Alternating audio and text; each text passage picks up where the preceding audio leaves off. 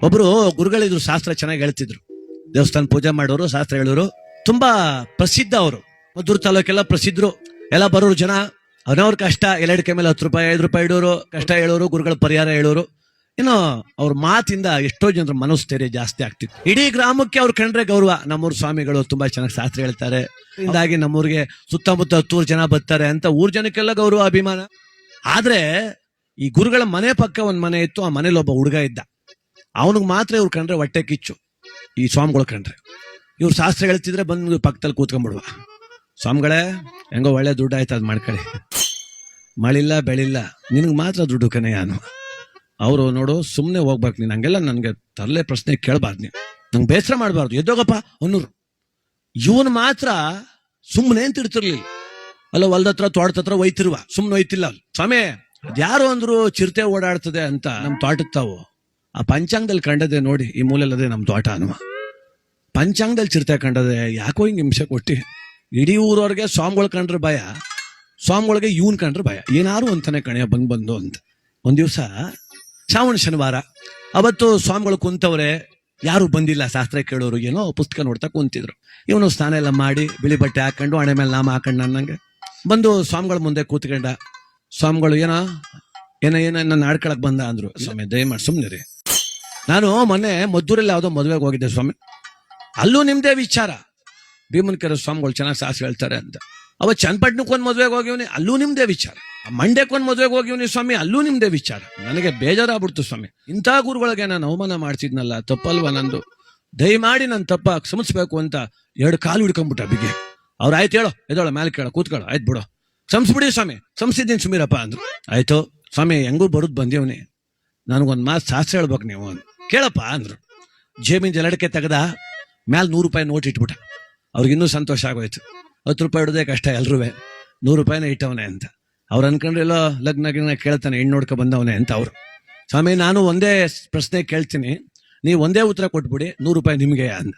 ಗೊತ್ಕನ್ ಹೇಳಯ್ಯ, ಮುಂದಿಟ್ಮೇಲೆ ನನಗೆ ಅಲ್ವಾ ಅಂದ್ರು. ಆಮೇಲೆ ಹೇಳಕ್ ಆಗಲ್ಲ ಅನ್ಬಾರ್ದು, ದಯಮಾಡಿ ನೀವು ಅಂದ. ಅಲ್ಲ ಕಣೋ, ನೀ ಬಂದಿರೋದೇ ಶಾಸ್ತ್ರ ಕೇಳೋಕೆ, ನಾನು ಕುಂತಿರೋದೇ ಶಾಸ್ತ್ರ ಹೇಳಲಿಕ್ಕೆ, ಯಾಕೆ ಹೇಳುದಿಲ್ಲ ಅನ್ಲಿ, ಕೇಳು ಅಂದ್ರು.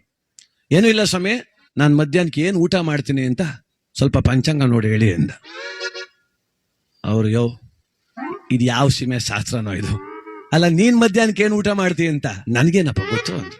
ಗೊತ್ಕನ್ ಹೇಳಿ ಸ್ವಾಮಿ, ನಾನು ನೋಡ್ತೇವೆ ಬಂದವ್ರಿಗೆ ಏನಂತೀರಿ ನೀವು, ಇನ್ನು 3 ತಿಂಗಳಿಗೆ ಸರೋಯ್ತದ ಹೋಗಿ ಅಂತೀರಿ, ಇನ್ನು 2 ತಿಂಗಳಿಗೆ ಎಲ್ಲ ಸರೋಗ್ತದೆ ಗುರುಬಲ ಅಂತೀರಿ. 3 ತಿಂಗಳಿಗೆ ಆಗುದ ಈಗಲೇ ಹೇಳ್ಬೇಕಾದ್ರೆ ಮಧ್ಯಾಹ್ನಕ್ಕೆ ಊಟ ಮಾಡೋದು ಹೇಳೋಕ್ಕಾಗಲ್ವಾ ಹೇಳಿ ಅಂತ. ಹಂಗೆಲ್ಲ ಹೇಳಕ್ ಆಗಲ್ಲ ಕಣೋ ಅಂದ್ರು. ಹೇಳೋಕ್ಕಾಗಲ್ಲ ಅಂದ್ರೆ 100 ರೂಪಾಯಿ ಇಡುವಾಗೆ ಹೇಳ್ಬೇಕಾಗಿತ್ತು ನೀವು. ಮೊದ್ಲು ಪ್ರಶ್ನೆ ಕೇಳು, ಆಮೇಲೆ ದುಡ್ಡು ಕೊಡು ಅಂತ ಹೇಳ್ಬೇಕಿತ್ತು. ನಾನು ದುಡ್ಡು ಇಡುವಾಗ ಅಲ್ಕಿಸ್ಕೊಂಡ್ ಕುಂತಿದ್ದಲ್ಲಪ್ಪ, ಒಳ್ಳೆ ಕಥೆ ಮಾಡ್ತಾನಲ್ಲ ಇವನು. ಆಯ್ತು ಬಿಡಪ್ಪ, ನಿಂತವ್ 100 ರೂಪಾಯಿ ಇಡ್ಸ್ಕೊಂಡಿದ್ದೆ ದೊಡ್ಡ ಅಪರಾಧ, ನಾನು ತಪ್ಪಾಯ್ತು, ಹೇಳಕ್ ಆಗಲ್ಲ, ಈಗೇನ್ ಮಾಡ್ಬೇಕು ಹೇಳು ಅಂದ್ರು. ಏನೂ ಇಲ್ಲ, ನಾನು ಯಾರಿಗೂ ಹೇಳುದಿಲ್ಲ, 100 ರೂಪಾಯಿ ಜೊತೆಗೆ 900 ರೂಪಾಯಿ ಸೇರ್ಸ್ಕೊಟ್ಬಿಡು, ಹೊಂಟೈತೀನಿ ಅಂದ. ಅವರು, ಇವನು ಶಾಸ್ತ್ರ ಕೇಳಕ್ ಬಂದಿಲ್ಲ, 1000 ರೂಪಾಯಿ ಹೊಡಿಕ್ ಬಂದವನೇ, ಏನೇ ನನ್ಗೆ ಆಚಾರ ಇವತ್ತು ಕೊಟ್ಬಿಡುವ ಅಂದ್ರೆ 1000 ರೂಪಾಯಿ ಎಲ್ಲಿ ತರ್ಲಿ ನಾನು, 1 ತಿಂಗಳೆಲ್ಲ ಶಾಸ್ತ್ರ ಹೇಳಿದ್ರು 1000 ರೂಪಾಯಿ ಸಿಗಲ್ಲ. ಅವ್ರಂದ್ರು, ಈಗೇನ್ ನಿನಗೆ ಶಾಸ್ತ್ರ ಹೇಳ್ಬೇಕು ಇಲ್ಲ ದುಡ್ಡು ಕೊಡ್ಬೇಕು ಅಂತ, ನೀನು ಹೇಳ್ತೀನಿ ಬಿಡು ಅಂದ್ರು. ಹೇಳಿ ಮತ್ತೆ ಅಂದ ಅವನು. ಅವರು ಯೋಚನೆ ಮಾಡಿದ್ರು ಬುದ್ಧಿವಂತರು ಸ್ವಾಮಿಗಳು. ಇವ್ರ ಮನೆ ದೇವರು ತಿರುಪತಿ ವೆಂಕಟೇಶ್ವರ, ಹುಡುಗನ ಮನೆ ದೇವ್ರು. ಅವ್ರಿಗೆ ಗೊತ್ತಿತ್ತು ಗುರುಗಳಿಗೆ, ಇವತ್ತು ಶನಿವಾರ, ಸ್ನಾನ ಎಲ್ಲ ಅಚ್ಚುಕಟ್ಟಾಗಿ ಮಾಡಿ ಬಿಳಿ ಬಟ್ಟೆ ಎಲ್ಲ ಹಾಕೊಂಡವನೇ, ಹಣೆ ಮೇಲೆ ನಾಮ ಹಾಕವನೆ ಅಂದ್ರೆ ಇವತ್ತು ಶ್ರಾವಣ ಮಾಡೋರು ಇವ್ರ ಮನೆಯಲ್ಲಿ ವಿಶೇಷವಾಗಿ ದಾಸಪ್ಪನ ಪೂಜೆ ಮಾಡವ್ರೆ. ಆ ದಾಸಪ್ಪನಿಗೆ ಎಡೆ ಇಡಬೇಕಾದ್ರೆ ಪಾಯಸ ಅಂತೂ ಮಾಡಿರ್ತಾರೆ ಅಂತ ಅವ್ರಂದ್ರು. ಏನಿಲ್ಲ, ಹೋಗೋ ಮಧ್ಯಾಹ್ನ ಪಾಯಸ ಕುಡಿಯೋ ಯೋಗ ನಿನಗದೆ ಅಂದ್ರು. ಹೌದಾ ಸ್ವಾಮಿ, ಒಂದು ಚೀಟಿ ಬರ್ಕೊಟ್ಬಿಡಿ ಅಂದ. ಅವ್ರು ಪಾಪ ಅದನ್ನೂ ಬರ್ದ್ಬಿಟ್ರು. ಮಧ್ಯಾಹ್ನ 2 ಗಂಟೆಗೆ ಪಾಯಸ ಕುಡಿತಿ ಅಂತ ಬರ್ದ್ರು. ಚೀಟಿ ಇಸ್ಕೊಂಡು ಮ್ಯಾಲಕ್ಕೆ ಎದ್ದ. ಸರಿ, ಯಾವ ನನ್ನ ಮಗ ನಿನ್ಗೆ ಹೇಳ್ದೋ ನಮ್ಮಲ್ಲಿ ಪಾಯಸ ಮಾಡವ್ರೆ ಅಂತ. ನಾನು ನಿನ್ ಯಾಮಾರ್ಸಕ್ಕೆ ಸ್ನಾನ ಮಾಡ್ಕ ನಾಮ ಹಾಕ ಬಂದಿರೋದು ಇವತ್ತು. ಓಹೋ, ನನ್ನ ನಾಮ ನೋಡ್ಬಿಟ್ಟು ಶ್ರವಣ ಮಾಡೋರು ಅನ್ಕಂಡ. ಅಯ್ಯೋ, ನಮ್ಮವ್ವ ಮದುವೆ ಹೋಗೋಳೆ ಮನೆ ಬೀಗ ಹಾಕೊಂಡು ಅಡುಗೆನೆ ಮಾಡಿಲ್ಲ ಇವತ್ತು. ಹೆಂಗ್ ಹೇಳ್ದೆ ಪಾಯಸ ಕುಡಿತಿ ಅಂತ ನೀನು, ಹೆಂಗೂ ಚೀಟಿ ಬೇರೆ ಬರ್ಕೊಟ್ಟಿದ್ದೆ. ನಾನೇನು ಬಿಡು ಮಗ ಅಲ್ಲ ನಿನ್ನ. ಸಂಜೆ 5 ಗಂಟೆ ತಿರ್ಗಾಡ್ತಿದ್, ನೀರ್ನು ಕುಡಿದಿಲ್ಲ, ಅನ್ನನೂ ತಿನ್ನೋದಿಲ್ಲ, ಪಾಯಸನೂ ಕುಡಿದಿಲ್ಲಪ್ಪ. ಊರ್ ಜನ ಎಲ್ಲ ನೈಗೆ ಸೇರಿಸ್ತೀನಿ ನೋಡಿ. ನಮ್ಮೂರ್ ಪೂಜಾರಪ್ಪ ಅವರು ಬೆಳಗ್ಗೆ 9 ಗಂಟೆಯಲ್ಲಿ 100 ರೂಪಾಯಿ ಇಟ್ಸ್ಕೊಂಡು ಶಾಸ್ತ್ರ ಹೇಳಿದ್ರು. ನಾನು ಪೈಸೆ ಕುಡಿತೀನಿ ಅಂತ ಅವ್ರು ಹೇಳಿದ್ರು, ನಾನು ಕುಡ್ದಿಲ್ಲ ಅಂದ್ಮೇಲೆ ಅವ್ರ ಮಾತು ಸುಳ್ಳಾಯ್ತು. ಅದಕ್ಕೆ ನೀವೇನ್ ಮಾಡಿ ಅಂದ್ರೆ ನಮ್ಮೂರಿಗೆ 10,000 ರೂಪಾಯಿ ದಂಡ ಹಾಕ್ಬಿಡಿ ಅಂತ ಗ್ಯಾರಂಟಿ ಹಾಕಿಸ್ತೀನಿ ಅಂದ. ಅವರು 100 ರೂಪಾಯಿನ ಹಾಸ್ಕೋಗಿ 1,000ಕ್ಕೆ ಮಿತ್ ಬತ್ತು. ಹಳ 1,000 ರೂಪಾಯಿ ಕೊಟ್ಬಿಟ್ಟಿದ್ರೆ ಆಗುತ್ಕೊಂಡು 10,000ನೇ ಕಟ್ಟಿಸ್ತಾನಲ್ಲಪ್ಪ ಇವನ್ ಬೇರೆ. ಬಸವೇಶ್ವರ ಬೆಡ್ತಾರಸಮ್ಮ, ನನ್ನ ನೀವೇ ಕಾಪಾಡಬೇಕು ಅಂದ್ಬಿಟ್ರು ಸ್ವಾಮಿಗಳು. ನೀವೇ ಕಾಪಾಡಬೇಕು, ನಾನೆಲ್ಲ ಹೇಳಿರು ಶಾಸ್ತ್ರ ನೀವು ಅಂದ್ರೆ ಅವ್ರು. ಆಯ್ತು ಮುಗೀತು. ಇವನು ಹೋದ್ರು ಹೋಯ್ತಿದ್ದ. ಅಲ್ಲಿ ಪಕ್ಕದ ಮನೆಯಲ್ಲಿ ಸ್ನೇಹಿತ ಇದ್ದೆ, ಅವ್ನ ಸ್ನೇಹಿತ. ಅವ್ನು ಬಾರೋ ಊಟ ಮಾಡೋ ಬಾಗುರು ಅಂದ. ಏನ್ ಮಾಡಿದ್ದಾರೆ ಅಂದೆ. ಅವನು ಏನಿಲ್ಲ ಇವತ್ತು ಪಾಯಸ ಮಾಡಿ ಬಾ ಕುಡಿಯಿಂದ. ಅಯ್ಯಯ್ಯಪ್ಪ ಇವತ್ತು 5,000 ಕೊಟ್ರು ಕುಡಿದಿಲ್ಲ. ಆಯ್ತು ಬಿಡಪ್ಪ. ಇನ್ನೊಂದು ಸ್ವಲ್ಪ ದೂರ ಮುಂದೆ ಬಂದ, ಅಲ್ಲಿ ದೊಡ್ಡಪ್ಪನ ಮನೆ. ಬಾಕಂದ ಊಟ ಮಾಡೋ. ಏನ್ ದೊಡ್ಡಪ್ಪ ವಿಶೇಷ? ಶ್ರವಣ ಮಾಡಿ ಪಾಯಸ ಮಾಡಿ ಬಾರೋ ಚೆನ್ನಾಗದೆ ಕುಡಿಯೋ ಅಂದ್ರು. ಊರೊಳಗಿದ್ರೆ ಸರೋಗೋದಿಲ್ಲ ಅಂತ ಊರಿಂದ ಆಚೆಗೆ ಬಂದ. ಒಂದು ದೊಡ್ಡ ಆಲ್ಮರ ಇತ್ತು, ಕೂತ್ಕೊಂಡ್ಬಿಟ್ಟ ಮೇಲೆ. ಸಂಜೆ ಗಂಟೆ ಕೂತಿದ್ವೋಮ ಅಂತ. ಅರುಣಳ್ಳಿ ಬೀರಪ್ಪನ ಜಾತ್ರೆ ನಡೀತಿತ್ತು. ಜಾತ್ರೆ ಬಂದಿದ್ರೆ ಯಾರೋ ಬೆಂಗಳೂರು ಕಡೆ ಬಿಡದಿ ಕಡೆಯವರು. ಅವರು 12:30 ಸಮಯ ಗಾಡಿ ಕಟ್ಕೊಂಡು ಹೋಯ್ತವ್ರೆ ರೋಡಲ್ಲಿ. ಕುಂತಿದ್ನಲ್ಲ ಮರ, ಆ ಮರದ ನೆರಳು ತುಂಬಾ ಚೆನ್ನಾಗಿತ್ತು. ಗಾಡಿ ತಂದು ಆ ಮರದ ಕೆಳಗೆ ಬಿಟ್ರು ಅವರು, ಬಿಸಿಲು ಅಂತ. ಇವ್ನು ನೋಡ್ದ ಮ್ಯಾಲ್ ಕುಂತವ್ನು, ಇವ್ನು ಕುಂತಿರೋದು ಅವ್ರಿಗೆ ಗೊತ್ತಿಲ್ಲ. ಅವ್ನಿಗೆ ಮಾತ್ರ ಅವ್ರು ಬಂದಿರೋದು ಗೊತ್ತು. ಯಾರಪ್ಪ ಇವರು ಇಲ್ಲಿಗೆ ತಂದ್ಬಿಟ್ಟು ಅವ್ರ ಗಾಡಿ ಎಲ್ಲ ಅಂದ್ರು. ಒಬ್ಬ ಅಂದೆ, ಹಸು ಎಲ್ಲ ನಗರ್ತವೆ ಕಣಪ್ಪ, ನೀರ್ ಕುಡ್ಸೋ ಎತ್ಗಳಿಗೆ, ಕಟಾಕಪ್ಪ ಹುಲ್ಲಾಕೋ. ಇನ್ನೊಬ್ಬ ಅಂದ, ಅಣ್ಣ ಸಮಯ ಅದೇ ಅಡುಗೆ ಮಾಡ್ಬಿಡ್ಮ ಊಟ ಮಾಡ್ಕೊಂಡೋಮ್ಮ ಅಂದ. ಇನ್ನೊಬ್ಬ ಅಂದ, ಸಮಯ ಅದೇ ಅಂತೀಯ ಕಣೋ, ಅಡುಗೆ ಮಾಡ್ತಾ ಕುಂತ್ಕೊಂಡ್ರೆ 4 ಗಂಟೆ ಆಯ್ತದೆ, ಊರಿಗೆ ಹೋಗುದು ಯಾವಾಗ ಅಂದ. ಅದಕ್ಕೆ ಇನ್ನೊಬ್ಬ ಬುದ್ಧಿವಂತ ಅಂದ, ಏನ್ ಬೇಡ ಒಂದ್ ಕೆಲಸ ಮಾಡಿ, ಬೆಲ್ಲ ಅದೆಲ್ಲ ಪಾಯಸ ಮಾಡ್ಬಿಡಿ ಕುಡ್ಕೊಂಡು ಹೊಟ್ಟೋಮ್ಮ ಅಂದ.